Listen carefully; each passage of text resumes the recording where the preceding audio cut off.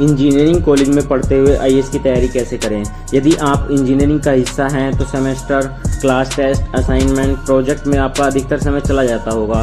तो पढ़ाई के लिए बनाया गया fully IAS based time table आपके लिए लंबे समय तक का समाधान नहीं होगा। और आईएएस के लिए इंजीनियरिंग आज के समय में बहुत महत्वपूर्ण है, क्योंकि प्रत्येक वर्ष बनने वाले आईएएस अधिकारियों में से करीब 20% छात्र इंजीनियरिंग के ही होते हैं। जैसे 2015 की टॉपर आईएएस इरा सिंघल एनएसआईटी से कंप्यूटर इंजीनियरिंग थी, और 2015 के ही परीक्षा में टॉप रैंक में 2 नंबर पर आने वाले राज पुरोहित आईआईटी दिल्ली से ही हैं, और 3 रैंक पर आने वाली निधि गुप्ता एनएसआईटी से हैं, और 2014 के आईएएस टॉपर गौरव अग्रवाल भी आईआईटी कानपुर के ही छात्र रह चुके हैं। इसलिए इस वीडियो के माध्यम से हम आपको शुरुआत में ही आईएएस की तैयारी करने के लिए 7 चरण वाली प्रक्रिया मुहैया करा रहे हैं। इसमें पहला चरण है आईएएस परीक्षा की पूरी जानकारी।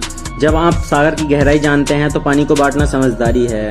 अपने जीवन के किसी भी क्षेत्र में सफल होने के लिए पहली बात जो समझने की जरूरत होती है कि आईएएस परीक्षा क्या है और आप इसे क्यों पाना चाहते हैं। नंबर 2, परीक्षा के पैटर्न, एलिजिबिलिटी क्राइटेरिया और परीक्षा के बारे में सभी छोटी बड़ी बातें समझना। पहले चरण में प्रवेश करने के लिए सबसे महत्वपूर्ण कदम है आईएएस प्रीलिम्स और आईएएस मेंस परीक्षा के प्रीवियस ईयर के क्वेश्चन पेपर को देखना, जिससे आप स्टडी मटेरियल से जुड़ी सभी जरूरतों को आप अच्छी तरह से समझ पाएंगे।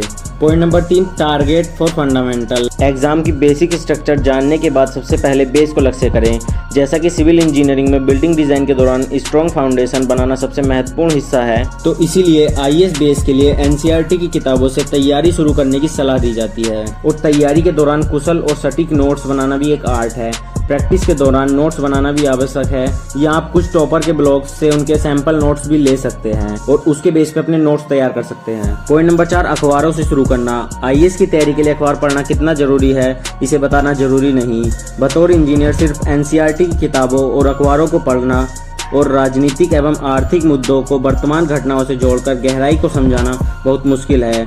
इसके लिए आपको कुछ बेसिक किताबें जैसे लक्ष्मीकांत की इंडियन पॉलिटी, शशि थरूर की पैक्स इंडियन और उमा कपालिया की इंडियन इकोनॉमी को अपने स्टडी मटेरियल में जोड़ना होगा। नंबर 5, अपने ऑप्शनल सब्जेक्ट में महारत हासिल करना।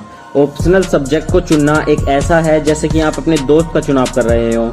आपको उसकी बुराइयों और अच्छाइयों को पूरे मन के साथ अपनाना होगा। कभी भी ऑप्शनल सब्जेक्ट का चुनाव इस बात को ध्यान में रखकर न करें कि परीक्षा में कौन सा विषय आपको अधिक अंक दिला सकता है, या सिर्फ आप इंजीनियरिंग है तो आप अपने विकल्प पर टेक्निकल सब्जेक्ट तक ही ना सीमित रखें।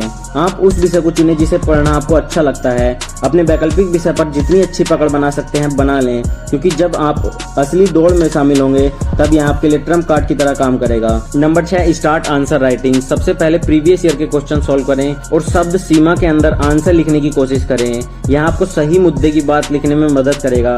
यदि आप अपने उत्तर की सीमा का मूल्यांकन करने में सक्षम नहीं हैं तो टॉपर के ऑनलाइन उपलब्ध मॉडल आंसर को देखें और फिर प्रैक्टिस करें। नंबर 7, बार बार प्रैक्टिस करना। कंसिस्टेंसी और एक्सपीरियंस का कोई विकल्प नहीं है। यदि कोई पूछे कि आईएएस परीक्षा में सफल होने की कोई मुख्य आदतें को संक्षेप में बताइए, तो इसका जवाब होगा कि पढ़े लिखे को दोहराना और एनसीईआरटी न्यूज़पेपर से बनाए गए मेंस नोट्स को दोहराने के लिए टाइम मैनेज करना। ये सारी बातें आपकी सफलता की वजह बन सकती हैं, लेकिन आपकी तैयारी, स्टडी मटेरियल, आपकी स्थिति, आपके ऑप्शनल सब्जेक्ट की स्थिति और आप कितनी अच्छी तरह से उत्तर लिख पाते हैं इस पर निर्भर करती है। और याद रखें, परीक्षा में पास होना एक दिन की बात नहीं, यह कंसिस्टेंसी, पेशेंस और विल पावर की कठिन पथ यात्रा है। जय हिंद, जय भारत।